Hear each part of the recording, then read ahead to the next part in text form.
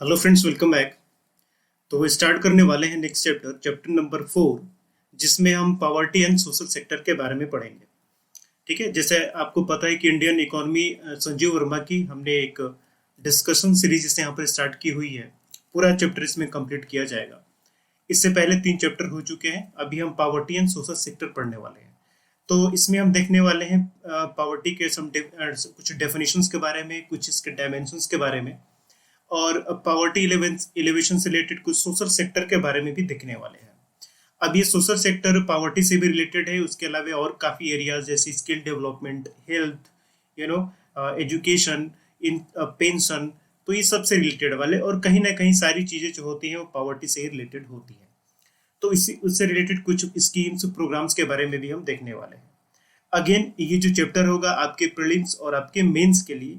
Mains में जैसे कि जीएस पेपर 1 हुआ, जहां पर आपको कुछ सोशल इश्यूज से क्वेश्चन आते हैं, या थर्ड पेपर हो गया तो वहां पर इकोनॉमी का भी सेक्शन होता है, तो वहां पर भी इस तरीके से क्वेश्चन आ सकते हैं। और जीएस वाले पार्ट जो कि एसएस में भी आते हैं, तो ऐसे में भी ये काम आएगा। ठीक है, एंड इंटरव्यू में भी आपको यहाँ से काम आना ही है। ठीक है, तो चलिए स्टार्ट करते हैं। फर्स्ट टॉपिक इसमें पढ़ने वाला, what is meant by poverty in India. India में पॉवर्टी का मतलब क्या है, यानी कि डेफिनेशन की बात की गई है। तो अलग अलग इंस्टीट्यूशंस हैं, उन्होंने अलग अलग तरीके से डिफाइन किया हुआ है। तो यहाँ पर हम दो चीज़ों को लेंगे, एक है प्लानिंग कमीशन और एक है वर्ल्ड बैंक। ठीक है, वर्ल्ड बैंक की बात करेंगे तो इन्होंने एक मॉनेटरी वैल्यू के बेसिस पर इसको डिफाइन किया है पॉवर्टी। तो इनका कहना है कि अगर कोई पर्सन एक दिन में, यानी कि पर डे, $1 से कम कमाता है, उसकी इनकम है, तो उसे हम पुअर माने जाएंगे। यानी कि ऐसी सिचुएशन जो होगी वो पॉवर्टी वाली होगी, जब वो पर डे $1 से कम मिलता है उसको इनकम। वहीं प्लानिंग कमीशन जो था, प्लानिंग कमीशन ने एक अलग तरीके से डिफाइन किया है पॉवर्टी को, और पॉवर्टी को कैलोरी के बेसिस पर डिफाइन किया है। तो प्लानिंग कमीशन का कहना था कि अगर कोई इंडिविजुअल, अगर वो रूरल एरिया में रहता है, तो रूरल एरिया में अगर उसका per day consumption 2400 kilo calorie से कम है, और अगर वो अर्बन एरिया में रहता है तो पर डे उसका कंजम्पशन 2100 किलो कैलोरी से कम है, तो उस पर्सन को हम पुअर पर्सन कहेंगे। ठीक है, तो प्लानिंग कमीशन ने कैलोरी के बेसिस पर, यानी कि एनर्जी इनटेक के बेसिस पर डिफाइन किया पॉवर्टी को। वहीं वर्ल्ड बैंक ने इसे एक मॉनेटरी वैल्यू देके, यानी कि इनकम के बेसिस पर इसको डिफाइन किया।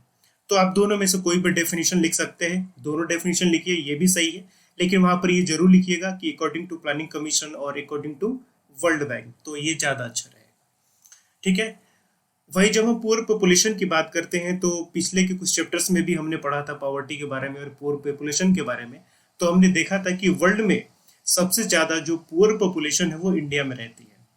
ठीक है, और इंडिया में अप्रोक्स 230 मिलियन जो पीपल हैं वो आपको बीपीएल कैटेगरी में रहते हैं, यानी कि बिलो पॉवर्टी लाइन में कैटेगरी में रहते हैं। तो आपको पता है कि दो तरह की कैटेगरी होती है, एक बीपीएल होती है और एक एपीएल होती है। तो बीपीएल का मतलब जो पॉवर्टी लाइन से नीचे आते हैं, और एपीएल का मतलब जो पॉवर्टी लाइन से ऊपर की तरफ आते हैं। तो आपने जब पीडीएस पर आप जब फूड ग्रेन्स लेने जाते होंगे तो दो तरीके का आपको देखने को मिलता होगा, एक रेड कलर का और एक ग्रीन कलर का। तो ग्रीन कलर का जो कार्ड होता है वो एपीएल का होता है, और रेड कलर का जो होता है वो बीपीएल का होता है। ठीक है, और इसमें भी ये जो पॉपुलेशन है पुअर लोगों का, इसमें भी करीब 50% पॉपुलेशन आपको ईस्ट इंडिया में देखने को मिलता है। ईस्ट इंडिया इंक्लूडिंग आपको UP, Bihar, Orissa, MP, west Bengal, ये कुछ ऐसे स्टेट हैं जहां पर आपको पूरे पुअर पॉपुलेशन का 50% आपको सिर्फ इधर ही मिलेगा, यानी कि ईस्ट इंडिया में।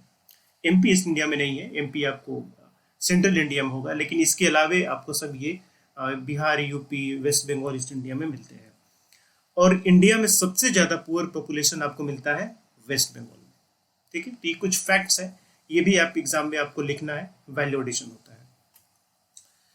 बहुत सारी स्कीम्स चलाई गई हैं पॉवर्टी को खत्म करने के लिए आज़ादी के बाद से ही, लेकिन परसेंटेज की अगर हम बात करें तो परसेंटेज के टर्म्स में तो डिक्रीज हुआ है पॉपुलेशन हमारे यहाँ पुअर लोगों की, लेकिन हम एब्सोल्यूट नंबर्स की बात करें तो इसमें बहुत ज़्यादा फर्क देखने को नहीं मिलता।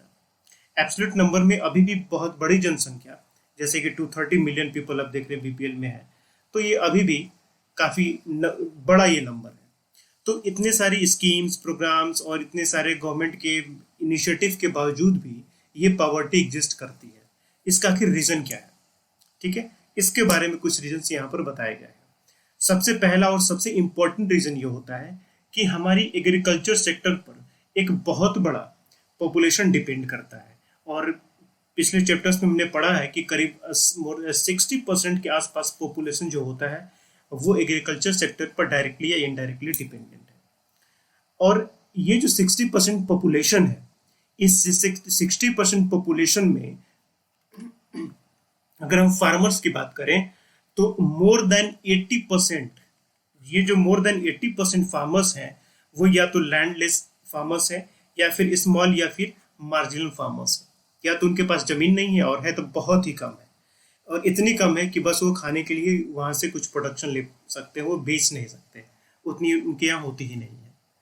तो इतने फार्मर्स के पॉपुलेशन में जो मोर देन 80% आपको लैंडलेस और स्मॉल और मार्जिनल फार्मर्स हैं, तो इस एग्रीकल्चर का नेचर क्या होगा? इस एग्रीकल्चर का नेचर सीधा होगा ना, सब्सिस्टेंस टाइप का होगा, ट्रेडिशनल टाइप्स का होगा। जैसे शिफ्ट एंड बर्निंग, ये शिफ्टिंग एग्रीकल्चर होता है जिसको झूमिंग कहते हैं, वो भी क्या है? वो भी सब्सिस्टेंस टाइप का होता है, ट्रेडिशनल ही है। और इतना अधिक पॉपुलेशन के पास इतना कम अगर लैंड है तो वो भी सिर्फ अपने जीवन निर्वाह के लिए ही कल्टीवेशन वहाँ पे कर सकता है, तो इसको हम सब्सिस्टेंस कहते हैं।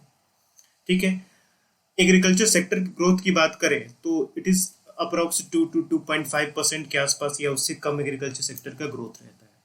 तो स्टेगनेंट आपको एग्रीकल्चर देखने को मिलेगा। हमारे यहाँ प्रोडक्शन की बात करें, मेन प्रोडक्शन 100 से लेकर 200 मिलियन टन तक के आसपास में यहाँ पे रहता है। अगर हम दूसरे कंट्री से कंपेयर करते हैं, इवन चाइना से अगर कंपेयर करें, तो चाइना का वैसे पूरा लैंड तो इंडिया से काफ़ी ज़्यादा है, लेकिन हम कल्टिवेबल लैंड की बात करें जहाँ पर खेती की जा सकती है, वैसे हम लैंड की बात करें, वैसा लैंड इंडिया में ज़्यादा है चाइना के कंपैरिजन में। लेकिन लगभग हर प्रोड्यूस के मामले में चाइना हमसे ज़्यादा प्रोडक्शन करता है और कई गुने ज़्यादा प्रोडक्शन करता है। ठीक है, तो कह सकते हैं ना कि हमारे यहाँ जो एग्रीकल्चर प्रोडक्टिविटी है वो बिल्कुल स्टेगनेंट हो गई है, प्रोडक्टिविटी हमारे यहाँ ज़्यादा नहीं है। ठीक है, अब इन सारी चीज़ों की वजह से एग्रीकल्चर सेक्टर में इंफ्रास्ट्रक्चर का भी उतना डेवलपमेंट हुआ नहीं है, तो जॉब अपॉर्चुनिटीज़ जो है एग्रीकल्चर सेक्टर में ये काफ़ी कम है। चाहे आप एग्रीकल्चर एग्रो बिजनेस इंडस्ट्री जो होती हैं, एग्रो इंडस्ट्रीज होती हैं, उनकी बात कर लें तो उनका भी हमारे यहाँ बहुत ज़्यादा डेवलपमेंट नहीं हुआ है। तो इस जो एग्रीकल्चर सेक्टर है इसने बहुत ज़्यादा लोगों को एम्प्लॉयमेंट प्रोवाइड नहीं किया है। अब एक्चुअली लोग मजबूर हैं इस सेक्टर पर डिपेंड होने के लिए, क्योंकि उनके पास कुछ है नहीं, और इसके साथ साथ ना ही उनके पास स्किल है। तो जब स्किल भी नहीं है तो किसी दूसरे एरिया में वो काम ही नहीं कर सकते। ठीक, अब जो लैंडलेस लेबर हैं ये जबरदस्ती लगे हुए हैं, दूसरे के खेतों में काम कर सकते हैं। स्मॉल फार्मर्स, बहुत छोटा लैंड होते हैं इनके पास, क्यों लगे हैं? इनके पास कोई एक्स्ट्रा स्किल ही नहीं है, तो इनकी मजबूरी होती है उस पर काम करना। High level of adult illiteracy है ना। अभी हम लिटरेसी रेट की बात करें तो इंडिया में कितना है? 75% के आसपास में है लिटरेसी रेट। ठीक, जहां पर जनसंख्या 130 करोड़ है उसका 25% आप निकालिएगा तो एब्सोल्यूट टर्म में बहुत ज्यादा होता है वो जनसंख्या। ठीक है, 130 का अगर 25 आप निकालेंगे तो कितना होगा? आप 25 इधर ले लीजिए और 15-7 इधर ले लीजिए, यानी कि करीब 32-33 करोड़ के आसपास आपकी जनसंख्या जो होगी ये करीबी ये इलिटरेट है। तो ये काफी जनसंख्या होती है, इसमें एक देश समा जाएगा, ऑस्ट्रेलिया टाइप के देश समा जाएंगे इसमें। तो अभी भी ये तबका लिटरेसी से बहुत दूर है। साथ ही साथ absence of employment opportunity in manufacturing sector. Again हमने पिछले क्लास में पढ़ा था कि मैन्युफैक्चरिंग सेक्टर का अगर हम कंट्रीब्यूशन की बात करें जीडीपी में तो ओनली 14% है। टोटल सेकेंडरी सेक्टर का 25% के आसपास में है, लेकिन उसमें भी मैन्युफैक्चरिंग सेक्टर का मात्र 14% के आसपास में है जीडीपी में। तो इसका भी उतना डेवलपमेंट हुआ नहीं है, तो ये भी जॉब अपॉर्चुनिटी ज़्यादा प्रोवाइड करता नहीं। तो ये कुछ रीजंस हैं जिसकी वजह से हम इतने सारे स्कीम्स और इतने सारे प्रोग्राम्स ला रहे हैं, लेकिन फिर भी हमारे पास जो एक्चुअली स्ट्रक्चरल प्रॉब्लम है पॉवर्टी को दूर करने के लिए, उसका अभी हमने अभी हमारे कोई सॉल्यूशन हमने निजात नहीं किया है। इस वजह से पॉवर्टी इन सारी इनिशिएटिव्स के बावजूद भी एग्जिस्ट करती है। अब हम बात करते हैं सोशल सेक्टर की, कि ये जो पॉवर्टी से रिलेटेड चीज़ें हैं या फिर लोगों को स्किल प्रोवाइड करना है, एम्प्लॉयमेंट प्रोवाइड करना है, या फिर एजुकेशन प्रोवाइड करना है, पेंशन प्रोवाइड करना है, तो ये सब सोशल सेक्टर्स होते हैं। तो इससे रिलेटेड गवर्नमेंट ने 3 स्ट्रेटजी अपनाई है इन लोगों को सोशल सिक्योरिटी प्रोवाइड करने की। वो 3 स्कीम, एक्चुअली 3 स्कीम नहीं है, 3 आपको कैटेगरीज हैं जिसके अंडर में अलग अलग स्कीम्स आती हैं। ब्रॉड टारगेटिंग कैटेगरी है, एक नैरो टारगेटिंग है और एक सोशल टारगेटिंग है। ब्रॉड टारगेटिंग का मतलब ये हुआ कि इसमें वो स्कीम्स आती हैं जिनका उद्देश्य काफी बड़ा होता है और एक बड़े कम्युनिटी को वो उनका अफेक्ट आपको देखने को मिलता है। ओवरऑल एक लार्ज पर्सपेक्टिव होता है इसका, इसको हम ब्रॉड टारगेटिंग कहते हैं। जैसे कि सर्व शिक्षा अभियान, मिड डे मील स्कीम, ठीक है। तो पूरे ओवरऑल एजुकेशन को ये मॉडिफाई करने की बात है, उसको डेवलप करने की बात है। तो सर्व शिक्षा अभियान में चाहे कोई भी हो, चाहे वो बीपीएल हो चाहे एपीएल का के लोग हो, वो दोनों लोग जा सकते हैं। मिड डे मील सबको मिलता है, ऐसा नहीं है कि सिर्फ बीपीएल वालों को मिलता है कि बच्चों को मिलता है, ऐसा तो है नहीं, सबको मिलता है। Rural employment guarantee scheme, skill development सबको की जाती है, सबको क्रेडिट आपको की सहायता वहाँ पर प्रोवाइड की जाती है। सैनिटेशन की बात करें तो ये सबके लिए है। ओके, तो कहीं ना कहीं ये सारे स्कीम्स जो होते हैं जो ब्रॉड टारगेटिंग में आते हैं, ये लगभग सभी को या फिर एक बहुत बड़े कम्युनिटी को ये टारगेट करते हैं, इस वजह से इनको ब्रॉड टारगेटिंग के अंडर में रखा हुआ है। सेकेंड आता है नैरो टारगेटिंग। इनका थोड़ा सा जो पर्सपेक्टिव है नैरो हो जाता है, कुछ स्पेसिफिक टाइप की चीज़ों को ये टारगेट करते हैं। जैसे हम वेज एम्प्लॉयमेंट की बात करें तो आपको मनरेगा हो गया। तो मनरेगा भी मेनली जो पुअर फैमिली होती है, उस पुअर फैमिली में कोई भी एडल्ट मेंबर हो उसको मैनुअल अनस्किल्ड लेबर प्रोवाइड किया जाता है मिनिमम 100 डेज का, ठीक है, गारंटेड।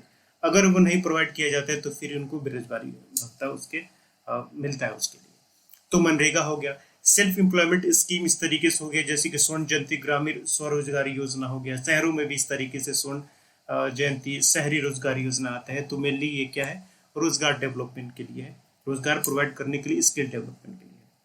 फूड सिक्योरिटी की बात करें तो जैसे कि टीपीडीएस होता है, यानी कि टारगेटेड पब्लिक डिस्ट्रीब्यूशन सिस्टम होता है, जिसके तहत क्या होता है कि आप पुअर लोगों को फूड ग्रेन्स पहुंचा सके पीडीएस सिस्टम के थ्रू। अंत्योदय अन्न योजना होता है, आपको पता है कि इसके तहत जो पुअरेस्ट पुअर होते हैं उनको 35 केजी अनाज दिया जाता है। अन्नपूर्णा स्कीम जो कि सीनियर सिटीजन्स के लिए होती है, जिनको फ्री ऑफ कॉस्ट यहाँ पर उनको प्रोवाइड किया जाता है अन्नपूर्णा स्कीम के तहत सीनियर सिटीजन को, ठीक है। तो ये नैरो टारगेटिंग एक स्पेसिफिक वहाँ पे इनके बेनिफिशरीज हैं। सोशल सिक्योरिटी की बात करें तो सोशल सिक्योरिटी में बहुत सारी चीज़ें आ जाएंगी, जैसे कि हेल्थ बेनिफिट के लिए, स्किल डेवलपमेंट के लिए, एजुकेशन के लिए, पेंशन के लिए, इंश्योरेंस के लिए, क्रेडिट सपोर्ट के लिए, जैसे कि आपको मुद्रा स्कीम हो गया।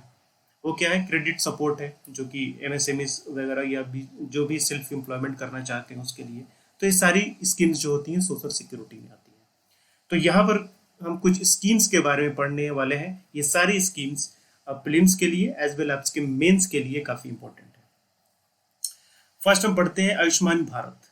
तो आपको पता है कि आयुष्मान भारत जो होता है ये एक हेल्थ स्कीम है, जिसमें करीब 107 मिलियन फैमिलीज को ये कवर करता है और हर फैमिली को ये 5 लाख रुपीस का ये इंश्योरेंस कवर प्रोवाइड करता है। यानी कि इस आयुष्मान भारत के तहत जो भी इनपैनल्ड हॉस्पिटल है, जिनको उसके पैनल में ऐड किया गया है, वहां पर जाके आप इलाज कर सकते हैं। एक साल में 5 लाख तक का ये आपको मिला हुआ है। तो ये पूरे फैमिली के लिए होता है, ये इंडिविजुअल के लिए नहीं है, ये ध्यान रखिएगा, ठीक है।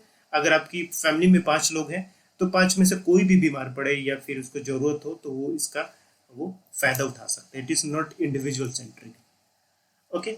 तो ये जो फोकस किया गया है 3 चीजों पर यहाँ पर फोकस किया गया है आयुष्मान भारत में। एक पहला है ensuring free drug and diagnostic, second is creating health and welfare wellness centers, and third is addressing the shifting of disease burden to non-communicable disease। पहले कम्युनिकेबल डिजीज का ज्यादा प्रोपोर्शन हुआ करता था, धीरे धीरे अब नॉन कम्युनिकेबल डिजीज की तरफ ये प्रोपोर्शन शिफ्ट हो रहा है। नॉन कम्युनिकेबल डिजीज जो मतलब कम्युनिकेबल नहीं होती, यानी कि फैलती नहीं है इस तरीके से, जेनेटिक नहीं होती या फिर वो छूने से नहीं फैलती, ठीक है, एयरबोर्न नहीं होती इस तरीके से, जैसे कि कैंसर हो गया, पल्मोनरी डिजीज हो गया, कुछ कार्डियोवास्कुलर डिजीज हो गया, डायबिटीज वगैरह ये हो गया, ये सब क्या है, ये सब नॉन कम्युनिकेबल डिजीज होती है। तो अब इन पर ज़्यादा फोकस करने के बाद इसमें की जा रही है। ठीक है, तो ये सब याद रखना है। अगर एग्जाम में आता है तो एग्जाम ऐसा लिख के नहीं आएगा कि आयुष्मान भारत के बारे में बताइए, लेकिन कोई क्वेश्चन आ जाता है हेल्थ सेक्टर से रिलेटेड, तो वहाँ पे आप एग्जाम्पल देंगे, तो केवल आयुष्मान भारत लिख के आप नहीं छोड़ेंगे, वहाँ पे एक लाइन उसमें लिख देंगे, लाइक कि 107 million family covered with insurance cover of ₹5 lakh annually, तो इस तरीके से वहाँ पर आप लिखेंगे। ठीक है, सिर्फ आयुष्मान भारत लिख के नहीं छोड़ेंगे, क्योंकि आपको वैल्यू एडिशन चाहिए, दूसरों से आगे बढ़ना है, थोड़ा सा आपको लिखना होगा। नेक्स्ट बात करते हैं तो पोषण अभियान है, यानी कि नेशनल न्यूट्रिशन मिशन। तो न्यूट्रिशन बेनिफिट ये प्रोवाइड करने की बात की जाती है, ये ministry of women and child development के द्वारा स्टार्ट किया गया है। और यहाँ पर कन्वर्जेंस दिखने को मिलता है वेरियस प्रोग्राम्स का, यानी कि बहुत सारे प्रोग्राम्स को यहाँ पर ऐड करके इसको बनाया गया है। तो अगेन इसका जो हम बेनिफिशरीज की बात करें तो बच्चे जो कि 0 से 6 ईयर एज के बच्चे हैं, एडोलेसेंस गर्ल्स हो गई, एडोलेसेंस मतलब अप्रोक्स 10 to 19 ईयर्स के जो गर्ल्स हो गई, pregnant women and lactating mothers हो गई, उनको ये प्रोवाइड किया जाएगा। 3 साल के लिए स्टार्ट किया गया था जो 2017-18 में। ठीक है, तो ये न्यूट्रिशनल बेनिफिट प्रोवाइड करने के लिए। नेक्स्ट बात करते हैं प्रधानमंत्री श्रम योगी मानधन योजना, जिसको 2019 के इंटरिम बजट में लाया गया था by ministry of labour and employment. ये एक वॉलंटरी एंड कंट्रीब्यूटरी स्कीम है। वॉलंटरी का मतलब जिसको मन हो ले सकता है, कंट्रीब्यूटरी का मतलब कि इसमें आपको कुछ कंट्रीब्यूशन करना पड़ेगा जो इस स्कीम के अंदर इनरोल होना चाहते हैं। तो ये जो कंट्रीब्यूशन होगा ये 50-50 के बेसिस पर होगा, यानी कि 50% बेनिफिशियरी के द्वारा किया जाएगा और 50% यहाँ पर सेंट्रल गवर्नमेंट डालेगी उसमें पैसा प्रीमियम के तौर पे। ठीक है, तो यहाँ पर ये कहा गया कि जो भी बेनिफिशियरी होंगे जिन्होंने इनरोल किया हुआ है, अगर उनका एज 60 से ऊपर हो जाता है तो फिर उनको मिनिमम पेंशन 3,000 रुपये दिया जाएगा। इसके ऊपर भी पेंशन का प्रावधान है, लेकिन वो डिपेंडिंग एज एंड कंट्रीब्यूशन के ऊपर है कि आप इतना रुपए डालिएगा इतने साल तक तो फिर आपको इतना पेंशन मिलेगा। ये इस तरीके से है, तो वो आपको याद नहीं करना है, वो एजेंट का काम है जो इस तरीके का काम करते हैं, LIC एजेंट वगैरह या फिर जो इंश्योरेंस का काम करते हैं उनके लिए, आपके लिए। तो इतना बस याद रखिए कि मिनिमम 3,000 पर मंथ का यहाँ पर मिलने वाला है। ठीक, तो अब मान लीजिए कि किसी ने इसके तहत अपना इनरोलमेंट कराया और उसको पेंशन मिलने लगा और कुछ समय के बाद उसकी डेथ हो जाती है, तो फिर तो जो वो पेंशन होगा वो उसके स्पाउस को मिलेगा।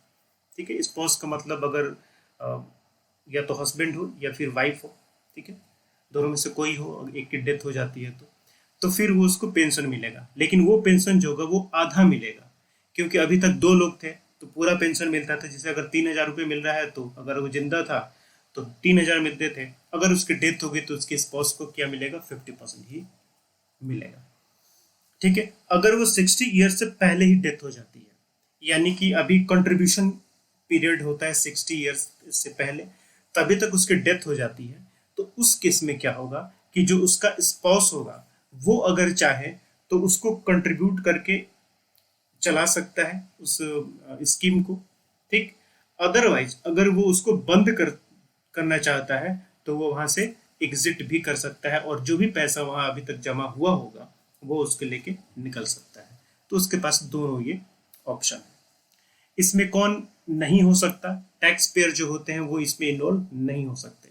साथ ही साथ वैसे लोग जो कि न्यू पेंशन स्कीम्स के अंडर में आते हैं या फिर एम्प्लॉय स्टेट इंश्योरेंस कॉरपोरेशन या फिर एम्प्लॉयज प्रोविडेंट फंड ऑर्गेनाइजेशन के अंडर में आते हैं, यानी PFO के अंडर में आते हैं, वैसे लोग इसके तहत इनरोलमेंट नहीं करा सकते। ठीक है, कुछ डेटा की बात करें तो अप्रोक्स 42 करोड़ वर्कर्स इसके अंडर में आएंगे जो कि अनऑर्गेनाइज सेक्टर में काम करते हैं। तो जिनकी मंथली इनकम 15,000 रुपये से कम है वो इसमें इनरोल कर सकते हैं। एज ग्रुप की बात करें तो 18 से 40 ईयर्स तक के एज ग्रुप के जो लोग हैं इसके अंदर इनरोलमेंट करा सकते हैं।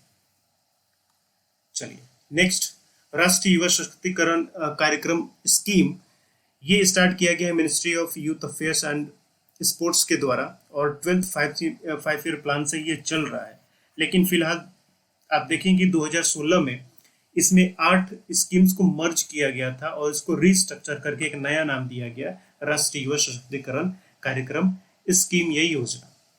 इसका जो काम है मेनली क्या है, to develop the personality and leadership qualities of youth to engage them in national building activities. इसमें जो बेनिफिशरीज यूथ हैं वो 15 से 29 साल के जो यूथ हैं वो इसमें पार्टिसिपेट ले सकते हैं। नेक्स्ट बात करते हैं नेशनल रूरल स्वराज कैंपेन। तो रूरल स्वराज कैंपेन, ठीक है, तो स्वराज का मतलब कि सेल्फ गवर्नेंस। तो इसके लिए यहाँ पर एक स्लोगन दिया गया है, सबका साथ, सबका गांव, सबका विकास। तो इसके तहत क्या किया जाएगा कि इसके तहत जो सोशल हार्मनी होती है उसको प्रमोट करने का काम, spread awareness about the government initiative about the poors, ठीक है, यानी कि गवर्नमेंट कौन कौन सी स्कीम्स या प्रोग्राम्स ले चला रही है उनके बारे में अवेयरनेस फैलाना, लोगों को बताना, साथ ही साथ उनको इनरोल कराना उसमें। ओके, अगर किसी ने कोई स्कीम या प्रोग्राम के तहत इनरोल कराया हुआ है तो उसका एक्सपीरियंस को जानना, एक्सपीरियंस इन द सेंस की फीडबैक, कि आपने जिस प्रोग्राम में इनरोल कराया है आपका फीडबैक क्या है, आपको कैसा एक्सपीरियंस रहा है, तो फीडबैक भी लेना, ये सारा का काम इस रूरल स्वराज कैंपेन के अंडर में होता है। इसमें टोटल 7 स्कीम्स इसके तहत लाए गए हैं, ठीक है। प्रधानमंत्री उज्ज्वला योजना, उज्ज्वला योजना में जो कि आपको एलपीजी सिलेंडर मिलता है बीपीएल फैमिली को। सौभाग्य योजना, उजाला योजना, ये उजाला योजना और उज्ज्वला योजना दोनों अलग अलग है, कंफ्यूज नहीं होना है, इसमें लोग कंफ्यूज हो जाते हैं। ये उज्ज्वला है, ये उजाला है। तो उजाला में यहाँ पर एलईडी बल्ब वगैरह प्रोवाइड किया जाता था, तो वही वो स्कीम है। प्रधानमंत्री जनधन योजना ये काफी फेमस है, आप जानते हैं। उसी समय में लगभग आपको प्रधानमंत्री जीवन ज्योति, प्रधानमंत्री सुरक्षा बीमा योजना और मिशन इंद्रधनुष बाद में लाया गया था। तो ये सारा आपको इसी नेशनल रूरल स्वराज कैंपेन के अंडर में ये प्रोवाइड स्कीम इसको किया गया है। तो उसके अंडर में ये नहीं आते एक्चुअली, लेकिन ये 7 स्कीम्स जो होते हैं इस कैंपेन के साथ साथ चलाए जाते हैं। इस कैंपेन के अंदर में इन 7 स्कीम्स को कवर किया जाता है, अदरवाइज इस कैंपेन के ये अंडर में नहीं आते, ये सभी अलग अलग स्कीम्स हैं। श्रेयस स्कीम 2019, इसमें एक्चुअली क्या है, ये अप्रेंटिसशिप, ये जो होता है प्रमोशन या फिर स्किल डेवलपमेंट का जो काम होता है ये प्रोवाइड करने के बाद इसमें की गई है। तो इसमें ये कहा गया कि जो भी स्टूडेंट्स या कोई भी जिसके पास डिग्री कोर्स है और वो भी specially non technical degree course है, तो उसको क्या किया जाएगा, स्किल प्रोवाइड किया जाएगा ताकि वो कहीं जॉब ले सके या सेल्फ एम्प्लॉयमेंट भी वो शुरू कर सके। तो ये श्रेयस स्कीम 2019 के तहत में आता है। तो एक स्किल डेवलपमेंट प्रोग्राम है। युवा सहकार, ये cooperative enterprise support and innovation scheme है। ये स्टार्ट किया गया था एनसीडीसी के द्वारा, यानी कि नेशनल कोऑपरेटिव डेवलपमेंट कॉर्पोरेशन के द्वारा। इसका काम क्या था, फॉर अट्रैक्टिंग देम मतलब कि youth to cooperative business ventures. इसका मतलब ये हुआ कि कोऑपरेटिव सेक्टर में बिजनेस या स्टार्ट करना, कोई इंडस्ट्री वगैरह स्टार्ट करने के लिए यूथ्स को इनकरेज करना कि वो आए, एक साथ मिले और वो कोई स्टार्टअप वगैरह स्टार्ट करें। तो इसके लिए इनकरेज करने के लिए बनाया गया है युवा सहकार। तो इसके लिए एनसीडीसी ने एक फंड तैयार किया हुआ है, कोऑपरेटिव स्टार्टअप इनोवेशन फंड, जिसमें 1000 करोड़ का फंड पैसा इसमें रखा गया है। ठीक है, डेटा वगैरह भी याद करना थोड़ा आपके लिए जरूरी है, मेंस के लिए मोर इम्पोर्टेंटली। प्रीलिम्स में डेटा को उतना यूज नहीं होता, लेकिन मेंस के लिए आपको याद रखना होगा। प्रधानमंत्री किसान सम्मान योजना, इस स्कीम के तहत ये कहा गया कि वैसे किसान जिनके पास 2 हेक्टेयर तक की जमीन है, ठीक है, कल्टिवेबल लैंड है वो, तो वैसे किसान को एनुअली 6000 रुपीज प्रोवाइड किए जाएंगे 3 किस्तों में, यानी कि 3 इंस्टॉलमेंट में 2000 इन ईच इंस्टॉलमेंट। ठीक है, तो इसमें कहा गया कि ये करीब 12 करोड़ जो स्मॉल एंड मार्जिनल फार्मर्स हैं उनकी फैमिली को ये बेनिफिट कर सकता है। 2018 दिसंबर के 1 में ये स्टार्ट किया गया था। ठीक है, और इसके तहत अप्रॉक्स एनुअली 75,000 करोड़ रुपीज इसके तहत इस फंड में प्रोवाइड किए जाते हैं। तो ये भी एक क्या है, ये एक इनकम सपोर्ट स्कीम है, इसको कहते हैं हम इनकम सपोर्ट स्कीम। तो किसानों की आय बढ़ाने के लिए डिफरेंट तरीके की स्कीम्स लाया गया है, उसमें से ये एक है इनकम सपोर्ट स्कीम होता है। उसके बाद आपको प्राइस डिफिशियंसी पेमेंट स्कीम होता है, एक पायलट प्रोजेक्ट भी लाया गया है आपको, private sector procurement and stockist scheme. तो ये सारे जो है ये आपको फार्मर्स की इनकम को बढ़ाने के लिए है, वो हम चर्चा करेंगे अभी बाद में। प्रधानमंत्री मातृ वंदना योजना ये मैटरनिटी बेनिफिट से रिलेटेड एक स्कीम है जो प्रेग्नेंट वीमेन होती हैं या लैक्टेटेड मदर होती हैं, उनको ये प्रोवाइड किया जाता है। ठीक है, ये किनको नहीं मिलेगा, ये स्कीम के तहत कौन इनरोल नहीं हो सकते हैं? वैसे लोग जो रेगुलर एम्प्लॉयमेंट में है, regular in the sense you can say कि जो फॉर्मल एम्प्लॉयमेंट में है, किसी सरकारी इंस्टीट्यूशन में काम करते हैं, लाइक सेंट्रल गवर्नमेंट के अंडर में काम करते हैं, स्टेट गवर्नमेंट या कोई पब्लिक सेक्टर अंडरटेकिंग उसके काम में काम करते हैं, इवन जो प्राइवेट सेक्टर में फॉर्मल जॉब के अंडर में है वो काम करते हैं, तो वो लोग इसके अंदर इनरोल नहीं हो सकते। ठीक है, यहाँ पर कॉस्ट शेयरिंग है 60-40, 60% यहाँ पर सेंट्रल गवर्नमेंट कंट्रीब्यूट करती है और 40% यहाँ पर स्टेट गवर्नमेंट कंट्रीब्यूट करती है। ठीक है, इसमें 6,000 रुपये प्रोवाइड किया जाता है, जिसमें से 5,000 रुपये आपको इस स्कीम के तहत दिया जाता है, यानी कि प्रधानमंत्री मातृ वंदना योजना के तहत दिया जाता है, और 1,000 रुपये आपको दिया जाता है जननी सुरक्षा योजना के तहत। तो कुल मिला के यहाँ पर आपको 6,000 रुपीज मिलते हैं। और ये कब मिलता है? ये जो फर्स्ट प्रेगनेंसी होती है उस समय मिलता है, और फर्स्ट लाइफ चाइल्ड यानी कि वो बच्चा सरवाइव कर गया। मान लीजिए अभी बच्चा पैदा हुआ, वो मर गया, डेथ हो गई उसकी, तो उस केस में ये नहीं होगा। ठीक है, सरवाइव किया हो तो सिर्फ पहले बच्चे के केस में ही मिलेगा, दूसरे बच्चे के केस में ये नहीं मिलेगा। ठीक है, तो कह सकते हैं इनडायरेक्टली कहीं ना कहीं एक तरीके से इनकरेज करता है फैमिली प्लानिंग के लिए कि ज़्यादा बच्चे आपको नहीं करना है। एक पे ही रहिए तो आपको 6,000 रुपये मिल जाएगा, दूसरा करेंगे तो आपको नहीं मिलेगा 6,000 रुपये। तो इनडायरेक्टली आप कह सकते हैं फॉर फैमिली प्लानिंग। नेक्स्ट, प्रधानमंत्री वय वंदन योजना। तो प्रधानमंत्री वय वंदन योजना जो है, ये जो एल्डरली पर्सन्स होते हैं, यानी कि जिनकी एक 60 या उससे ऊपर हो जाती है, उनके लिए एक पेंशन स्कीम है ये। ठीक है, तो यहाँ पर इसको इम्प्लीमेंट किया जाएगा LIC के द्वारा।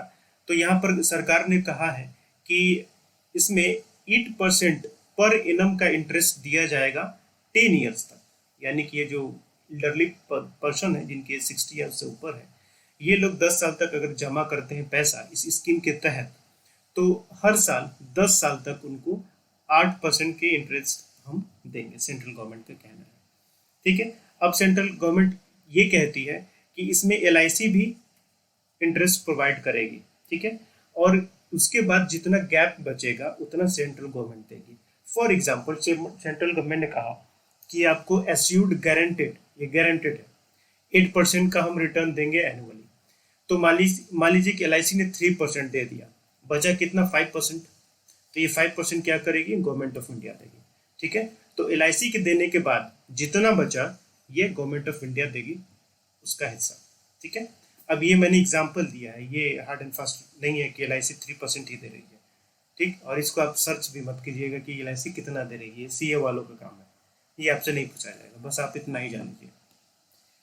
Integrated scheme on school education, ये department of school education literacy के द्वारा स्टार्ट किया गया। इसमें 3 स्कीम्स को मर्ज करके स्टार्ट किया गया है। सर्व शिक्षा अभियान, राष्ट्रीय माध्यमिक शिक्षा अभियान एंड टीचर एजुकेशन 2018 में स्टार्ट किया गया था, जो कि 31 मार्च 2020 को ये खत्म हो गया। ठीक है, तो एजुकेशन से रिलेटेड आपको ये देखने को मिलेगा। नेक्स्ट बात करते हैं जन शिक्षण संस्थान की बात करते हैं। तो ये स्कीम एक्चुअली आपको 1967 से ही चल रहा है, और उस समय इसको श्रमिक विद्यापीठ के नाम से जाना जाता था। ये एक इंस्टीट्यूशन था। ठीक है, एडल्ट एजुकेशन प्रोवाइड करने का ये इंस्टीट्यूशन हुआ करता था। तो उस समय ये इंस्टीट्यूशन जो शिक्षण संस्थान था, ये HRD मिनिस्ट्री के अंडर में आता था, यानी कि ह्यूमन रिसोर्स डेवलपमेंट। अब इसका नाम चेंज हो गया ना, शिक्षा डिपार्टमेंट, शिक्षा मिनिस्ट्री कर दिया गया है। तो ये पहले HRD मिनिस्ट्री के अंडर में आता था, जिसको 2018 में इसको शिफ्ट कर दिया गया under ministry of skill development and entrepreneurship के अंडर में। ठीक है, तो अगेन इसका काम क्या है? स्किल डेवलपमेंट मिनिस्ट्री के अंडर में तो काम क्या हो सकता है? स्किल डेवलपमेंट का काम होगा। तो जो वर्कर्स होते हैं और उनकी फैमिली होती है, या फिर जो माइग्रेंट्स होते हैं अर्बन से रूरल से अर्बन एरिया में माइग्रेट करते हैं, तो उनके लिए स्किल डेवलपमेंट का काम, उनकी क्वालिटी ऑफ लाइफ को बेहतर बनाने का काम इसके तहत किया जाता है। नेक्स्ट बात करते हैं सखी वन स्टॉप सेंटर। ये मिनिस्ट्री ऑफ WCD यानी कि women and child development ministry के द्वारा स्टार्ट किया गया था। ये एक सेंट्रली स्पॉन्सर्ड स्कीम है, सेंट्रल गवर्नमेंट इसमें कंट्रीब्यूट करती है। और एक सब स्कीम है किसका, national mission for empowerment of women, उसका एक ये पार्ट है सखी वन स्टॉप सेंटर। तो इसमें जो पैसा मिलता है वो आपको निर्भया फंड से पैसा इसमें लगाया जाता है। और ये मेनली इसका पर्पस क्या है वन स्टॉप सेंटर का, ये जनरली आपको कुछ सर्विसेज प्रोवाइड करती हैं वीमेन्स को और गर्ल्स को, चाहे वो पब्लिक सेक्टर में हो चाहे वो प्राइवेट सेक्टर में हो, लाइक सेक्सुअल असॉल्ट और डोमेस्टिक वायलेंस। अगर ऐसा कुछ इशू होता है किसी वीमेन के साथ तो उनको कुछ सर्विसेज प्रोवाइड की जाती हैं, जैसे कि मेडिकल सर्विसेज, लीगल सर्विसेज हो गई, साइकोलॉजिकल सर्विसेज हो गई, यानी कि काउंसलिंग वगैरह भी की जाती है, और पुलिस हेल्प भी उनको प्रोवाइड किया जाता है इस सेंटर में। ठीक है। प्रधानमंत्री उज्ज्वला योजना, ये TRI यहाँ पर छूट गया है। ठीक है। तो प्रधानमंत्री उज्ज्वला योजना मैंने पहले ये आपको बताया था, ये LPG वाला है। ठीक है। तो ये ministry of petroleum and natural gases, ministry का नाम याद होना बहुत जरूरी है, के द्वारा स्टार्ट किया गया है। इसके तहत deposit free LPG connection provide किया जाता है विद फाइनेंशियल असिस्टेंस 1600 रुपीज पर कनेक्शन टू BPL फैमिलीज। और BPL में भी जो एडल्ट वीमेन होती हैं, उस फैमिली में जो एडल्ट वीमेन होती हैं उन्हीं के नाम पर ये कनेक्शन दिया जाता है। मेनली पर्पस क्या है इसका, प्रिवेंट पॉल्यूशन, क्योंकि घरों में ट्रेडिशनल फ्यूल्स यूज किए जाते थे, वुड यूज किए जाते हैं, लकड़ियाँ होती है, काउडंग होते हैं, या फिर जो कोल वगैरह यूज किए जाते हैं, तो उनसे पॉल्यूशन होता है और उनकी वजह से भी बहुत सारी बीमारियां भी होती हैं, तो उस पॉल्यूशन को रोका जा सके, फैमिली को हेल्दी बनाया जा सके, बीमारियां उनको ना हो, मेनली इस स्कीम का पर्पस है। लेकिन इसके अपने कुछ यहाँ पर ड्रॉबैक तो नहीं कह सकते, लेकिन इम्प्लीमेंटेशन इशू तो हर प्रोग्राम के हैं, वैसे इसमें भी है। कैग की रिपोर्ट थी, कैग ने कहा कि इसमें बहुत सारे ऐसे कनेक्शंस हैं जो उन फैमिली को प्रोवाइड किए गए हैं जो BPL में आते ही नहीं, वो APL में आते हैं, उनको प्रोवाइड किया गया है। इसमें ये भी कहा गया कि फर्स्ट सिलेंडर तो आपने फ्री ऑफ कॉस्ट प्रोवाइड कर दिया, दूसरा सिलेंडर वो बनाते ही नहीं, उनके पास पैसा है ही नहीं। ठीक है। फिर वो अगेन वही कोल और लकड़ी पे खाना बनाने स्टार्ट करते हैं, बहुत सारी चीज़ें लीकेज वगैरह भी हैं इसमें। चलिए नेक्स्ट, प्रधानमंत्री अन्नदाता आय संरक्षण अभियान। अन्नदाता यानी कि फार्मर्स, आय संरक्षण यानी कि कहीं ना कहीं उनके इनकम को इंक्रीज करने की यहाँ पर बात की जा रही है, जिसे 2018 के बजट में लाया गया था। तो मेनली इसका काम क्या है, ensuring remunerative price of farmers, यानी कि इनकम बढ़ाना। और इसको 3 तरीके से इसमें बात कही गई है, एक है प्राइस सपोर्ट स्कीम, और एक है प्राइस डिफिशिएंसी पेमेंट स्कीम, और एक है pilot of private procurement and stochastic scheme. इसके बारे में मैंने भी पहले आपको बताया था। प्राइस सपोर्ट स्कीम यानी कि कुछ आपको प्राइस दिया जाएगा, जैसे अभी आपने पढ़ा PM किसान वाला। PM किसान एक स्कीम था ना, इसमें क्या था, जिसमें किसान जिनके पास 2 हेक्टेयर की जमीन थी उनको 6000 रुपीज प्रोवाइड किया जा रहा था। वो क्या था, वो एक प्राइस सपोर्टिव स्कीम है कि आपको मैंने प्राइस दे दिया, बीज खरीदना हो, एग्रीकल्चर या उससे कुछ रिलेटेड काम हो तो आप कर सकते हैं। This is price supportive scheme. Price deficiency payment scheme, ये एक हरियाणा में भी लागू अभी हाल फिलहाल में किया गया था। उसमें ये कहा गया, फॉर एग्जांपल जैसे कि राइस है, ठीक है, राइस की MSP की बात करें, मान लीजिए कि 100 रुपए है, फॉर एग्जांपल 1 kg की 100 रुपये है। ठीक, अब किसान से कहा गया कि हम आपसे प्रोक्योर नहीं, सरकार ने कहा कि मैं आपसे प्रोक्योर नहीं करूंगा, एक काम कीजिए कि आप जाके मार्केट में उसको बेच दीजिए, अगर MSP से कम पे बिकेगा तो जितना कम पे बिकेगा उतना हम आपको दे देंगे। फॉर एग्जांपल ये गया मार्केट में किसान, और मार्केट में उसने 1 किलो चावल बेच दिया, और वो बेचा कितने में, 80 रुपये में, और MSP कितने पे था, 100 रुपये में। डिफरेंस कितना है, 20 रुपये का। तो ये 20 रुपये सरकार क्या करेगी, फार्मर को दे देगी। तो ये है प्राइस डिफिशिएंसी। कितना प्राइस डिफिशिएंसी है, 20%, और ये पेमेंट किया जाएगा फार्मर को। अब इसके अपने काफ़ी फायदे हैं। अब इससे क्या होगा कि गवर्नमेंट को प्रोक्योर नहीं करना पड़ेगा, प्रोक्योरमेंट कॉस्ट बचेगा। ठीक है, उसके बाद स्टॉक नहीं करना पड़ेगा, स्टॉक करने का कॉस्ट बचेगा। FCI बहुत सारे फूड ग्रेन्स को स्टॉक करती है, उसके बाद स्टॉक करने के बाद गोडाउन्स वगैरह बनाना, उनको मेंटेन करने का बहुत सारा चार्ज होता है। तो गवर्नमेंट यहाँ पर इन सारी चीज़ों से बच सकती है अगर चाहे तो। ठीक है, तो ये स्टार्ट किया गया था हरियाणा में, और राइस के लिए नहीं, एक्चुअली जो हॉर्टिकल्चर प्रोडक्ट्स होते हैं ना, सब्जियां वगैरह होती हैं, एंड कुछ पल्सेस वगैरह के लिए भी वहाँ पे स्टार्ट किया गया था, राइस के लिए नहीं। मैंने बस एग्जांपल दिया आपको कि इस तरीके से ये काम करता है। Sorry. Pilot of private procurement and stockist scheme, इसका मतलब ये हुआ कि ये एक पायलट प्रोजेक्ट स्टार्ट किया गया है। पायलट प्रोजेक्ट का मतलब टेस्ट किया जाता है अभी, कि यहाँ पर कुछ प्राइवेट कंपनियां भी हैं, उनको भी लाइसेंस दिया गया है कि अब भी क्या करते हैं, प्रोक्योरमेंट कर सकते हैं। फिलहाल प्रोक्योरमेंट करने का जो काम है वो एफसीआई करती है। ठीक है, तो इन प्राइवेट कंपनियों को भी कुछ प्रोक्योरमेंट का काम दिया गया है, स्टॉक बनाने का काम दिया गया है। तो ये अभी पायलट प्रोजेक्ट है, अभी इसको ऑफिशियली लॉन्च नहीं किया गया है, अभी टेस्टिंग मोड में है। ठीक है, तो इन सारी तरीकों से क्या है कि फार्मर्स के इनकम्स को बढ़ाया जा सकता है। ये टर्म्स जो है ये आपको याद होने चाहिए। ये टर्म्स है, price support scheme, price deficiency, ये सब टर्म्स है, याद रखिएगा।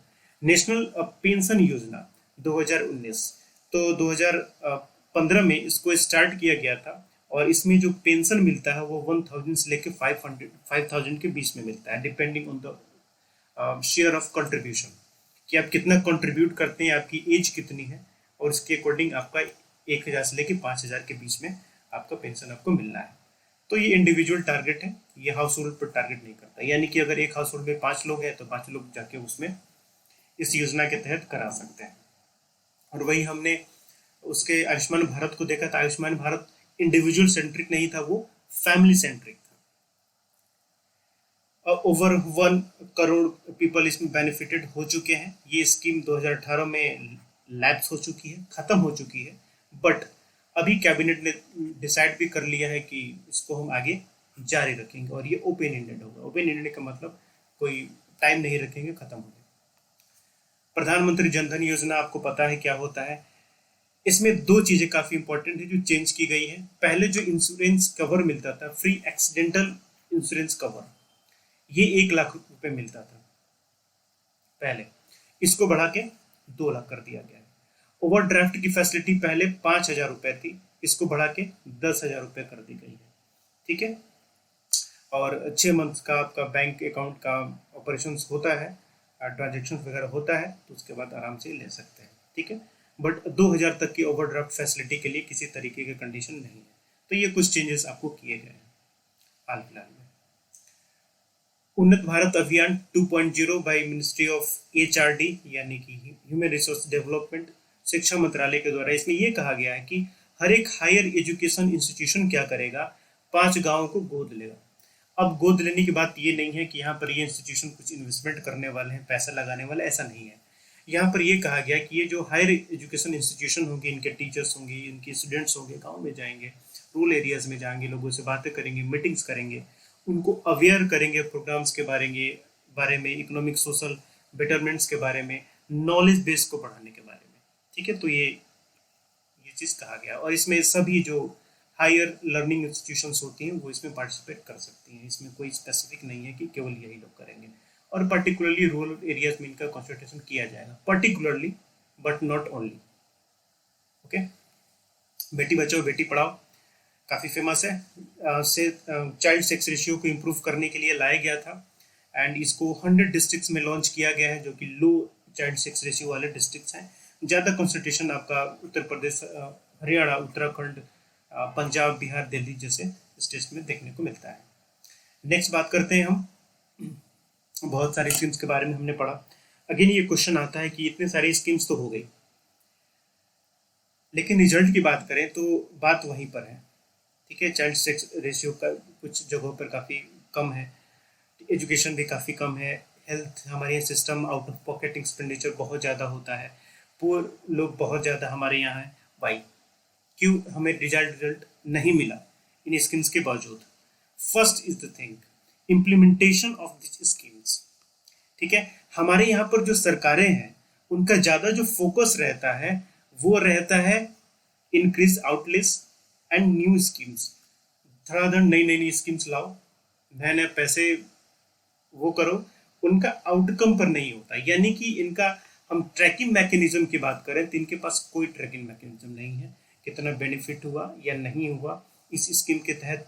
अगर आउटकम सही से नहीं मिल रहा है तो उस पर स्ट्रक्चर रीस्ट्रक्चर करना चाहिए, उसमें हमें आगे इन्वेस्टमेंट करना है या नहीं करना है, कोई मतलब नहीं है इससे। नया स्कीम तुरंत लॉन्च, सरकारें भाई सत्ता में रहनी है तो उनको पॉपुलिस्ट और फैंसी स्कीम्स लाना होगा, लाते हैं वो, ठीक है। तो इम्प्लीमेंटेशन नहीं होता यहाँ पे, और इम्प्लीमेंटेशन में खास करके जो बेनिफिशरीज होते हैं ये इनका सही तरीके से आइडेंटिफिकेशन नहीं होता। जैसे मैंने आपको बताया कि बहुत सारे एपीएल लोगों के पास बीपीएल का कार्ड है, और बहुत सारे बीपीएल फैमिली ऐसी हैं जिनको बीपीएल का कार्ड मिला ही नहीं, यानी कि वो लेफ्ट आउट हो गया है। ये सब क्या है, आइडेंटिफिकेशन ऑफ बेनिफिशरीज का ही तो एक आप यही करेंगे ना कि प्रॉपर तरीके से इनका नहीं हो पाया आइडेंटिफिकेशन, ठीक है। साथ ही साथ ये जो हमारे यहाँ जो मासेस हैं या लोग हैं उनके पास अवेयरनेस की प्रॉब्लम है, अवेयरनेस नहीं उनके पास, इलिटरेसी है, इग्नोरेंस है, जानते हैं फिर भी वो नहीं करवाते हैं क्योंकि उन्हें लगता है कि हो सकता है कुछ हो ना जाए। कुछ लोग ऐसा सोचते हैं कि वैक्सीन नहीं लेंगे कोरोना का, क्यों, कहीं कुछ गड़बड़ ना हो जाए इसमें, ठीक है। तो वैसी तरीके से बहुत सारी चीज़ें हैं। कुछ लोग इंश्योरेंस, लैंड इंश्योरेंस नहीं करवाते, या फिर जैसे फसल बीमा योजना आता है वो सोचते हैं कहीं हमारी ज़मीन ना चली जाए। तो कई सारी चीज़ें हैं, तो अवेयरनेस की भी कमी है, ठीक है।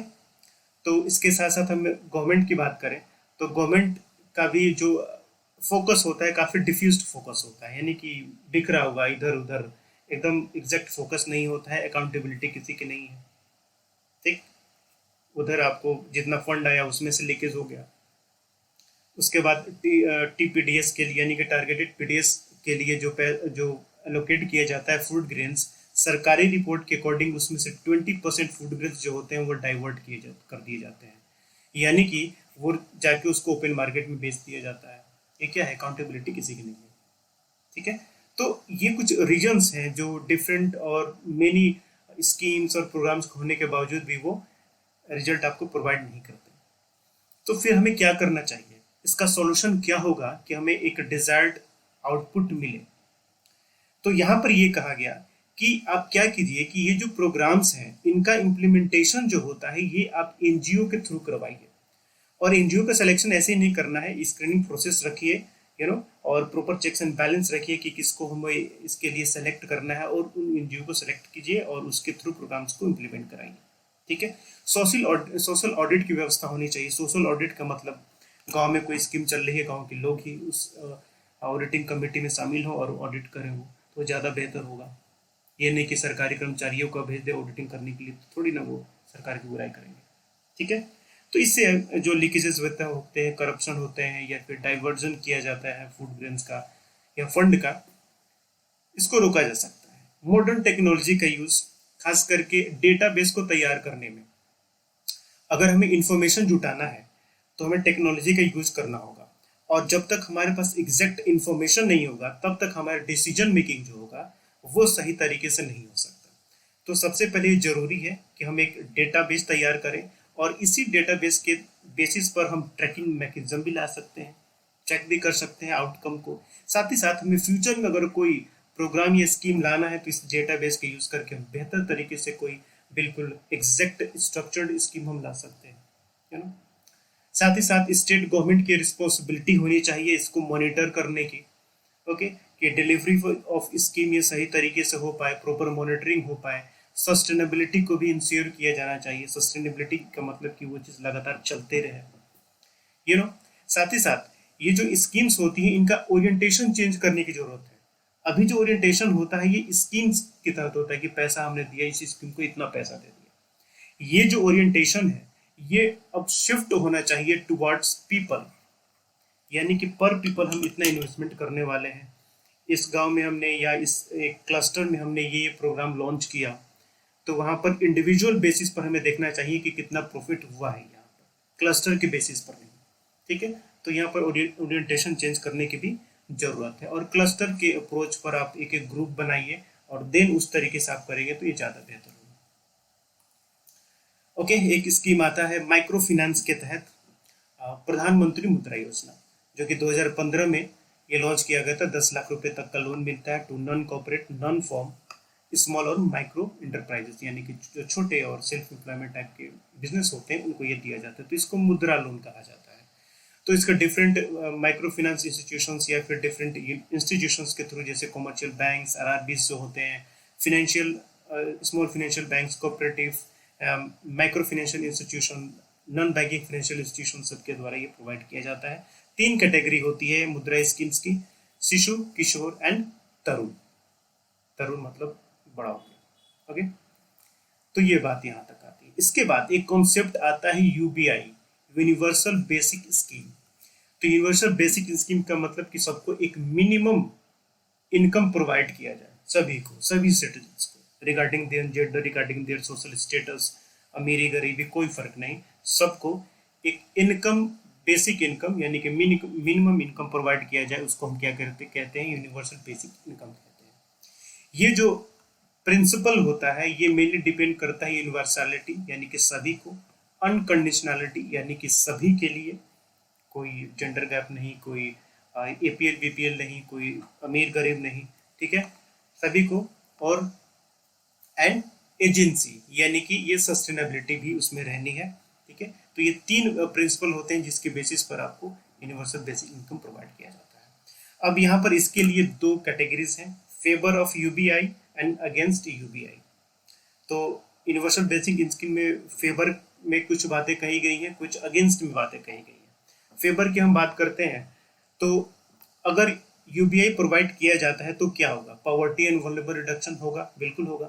अब जो लोग बीपीएल में आते हैं उनको एक इनकम प्रोवाइड कीजिए तो एपीएल में आ जाएंगे, तो पॉवर्टी रिडक्शन भी होगा, वल्नरेबिलिटी रिडक्शन भी होगा, प्राइस पैसा आ जाएगा, तो देन उसके अकॉर्डिंग वो चॉइसेस ले सकते हैं।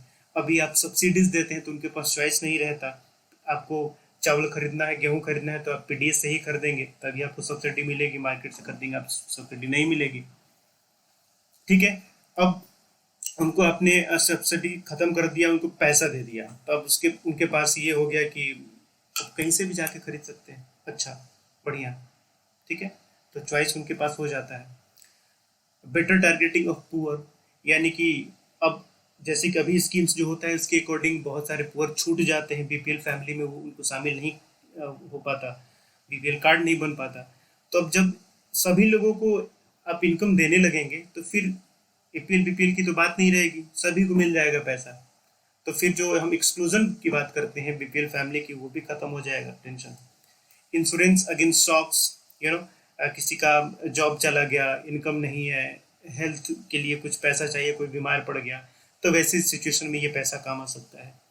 इम्प्रूवमेंट इन फाइनेंशियल इंक्लूजन, अब सभी को पैसा देना है तो नोट ले जाके सभी को तो बांटेंगे नहीं, क्या करेंगे, सबका बैंक अकाउंट खुलवाना पड़ेगा, तभी तो ट्रांसफर किया जाएगा सब, ठीक है। तो इससे फाइनेंशियल इंक्लूजन होगा, लोग के बैंक में पैसा मेंटेन होगा, मे भी फ्यूचर क्रेडिट ले सकते हैं, कुछ अपना काम स्टार्ट कर सकते हैं, तो ये सारी चीज़ें आपको हो सकती हैं। साइकोलॉजिकल बेनिफिट भी होता है यहाँ पर, ठीक है, जैसे कि जॉब किसी की चली गई तो उसके पास प्रेशर होता है जॉब लेने का, नहीं तो खाएगा क्या, तो एक बेसिक इनकम मिलेगा तो कम से कम वो उसका टेंशन नहीं रहेगा, प्रेशर नहीं होगा जॉब जाने के बाद, ठीक है। एडमिनिस्ट्रेटिव इफिशियंसी की बात करें, अभी बहुत सारी स्कीम प्रोग्राम चल रहे हैं दुनिया भर की, सब्सिडीज ये वो सारे स्कीम खत्म हो जाएगा और सिर्फ एक स्कीम चलेगा, यूनिवर्सल बेसिक इनकम स्कीम। तो एडमिनिस्ट्रेटिव इफिशियंसी हो जाएगी, बर्डन नहीं रहेगा, ना ही बैंक के ऊपर बर्डन रहेगा स्कीम के तहत फंड ट्रांसफर करने का, ना ही जो एडमिनिस्ट्रेटिव मशीनरी है उसके पास बर्डन रहेगा, सिर्फ एक ही स्कीम इम्प्लीमेंट करना होगा, वो है UBI.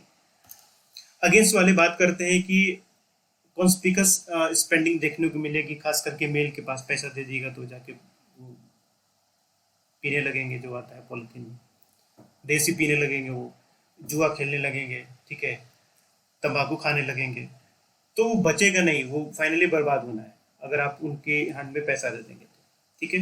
Moral hazard, reduction of in labour supply, बहुत सारे ऐसे लोग पैसे दे दिए वो काम नहीं करेंगे, फिर कह देंगे कि अब महीने में आपको 5,000 रुपये दे रहे हैं, तो फिर बैठ के वो खाएंगे, वो काम करने नहीं जाएंगे, ऐसे भी लोग हैं हमारे यहाँ, ठीक है। तो वो इसी कैटेगरी में आते हैं, मोरल हजार्ड में आते हैं। तो रिडक्शन इन लेबर सप्लाई में कम हो जाएगा, इसकी वजह से क्या हो जाएगा कि लेबर की कॉस्ट जो होगी वो ज़्यादा होगी, लेबर की कॉस्ट होगी तो फिर आपके यहाँ जो गुड्स एंड सर्विसेज प्रोडक्शन किए जा रहे हैं वो भी कॉस्टली हो जाएंगे। ठीक है, तो पता चलेगा कि जितना पैसा दिया कोई फर्क नहीं पड़ रहा है, फिर भी पॉवर्टी वहाँ पे है, इन्फ्लेशन हो गया। जेंडर डिस्पैरिटी इंड्यूस्ड कैश, अब इसमें क्या करेंगे, सभी को पैसा जब मिला हुआ है पूरे परिवार में, तो जो मेल पर्सन होगा सबसे पैसा छीनेगा कि तुम मुझे दो, अपना पैसा मुझे दो, उसके बाद उसके अकॉर्डिंग जैसे वो खर्चा करना चाहेगा वो करेगा। ठीक है, तो ये सिचुएशन आ सकता है। इम्प्लीमेंटेशन की अगर हम बात करें तो अभी जो करंट स्टेटस है इसके अकॉर्डिंग क्या हो जाएगा कि जो बैंकिंग सिस्टम है इस पर बहुत ज़्यादा प्रेशर पड़ने लगेगा। क्यों? क्योंकि यूबीआई को इम्प्लीमेंट करने के लिए सभी को बैंक अकाउंट खुलवाना पड़ेगा, टोटल ईच एंड एवरीथिंग। तो बैंक सिस्टम पर आपको प्रेशर देखने को मिलता है। हाँ, ये है कि एडमिनिस्ट्रेटिव इफिशिएंसी देखने को मिलेगी, जो कर्मचारी है सरकारी कर्मचारी उनको काम कम करना पड़ेगा, सिर्फ एक स्कीम, लेकिन ये सारा अब ये जो इम्प्लीमेंट होगा बैंकिंग सिस्टम के थ्रू इम्प्लीमेंट होगा, तो बैंकिंग सिस्टम पर आपको बर्डन देखने को मिल सकता है। Physical cost given political economy of Egypt, इसका मतलब क्या होगा, जैसे रिजर्वेशन का हाल है, शुरू में स्टार्ट किया गया था डेवलपमेंट के लिए, अब वो चला जाता है पॉलिटिकल इशू के लिए। कोई पॉलिटिकल पार्टी ये नहीं कह सकती कि हम रिजर्वेशन को रेशनलाइज करेंगे, हटाने की बात नहीं है, रेशनलाइज करेंगे, अब जिनको मिलना चाहिए उन्हीं को मिले। देखिए वो पूरी कम्युनिटी उनको वोट ही नहीं देगी।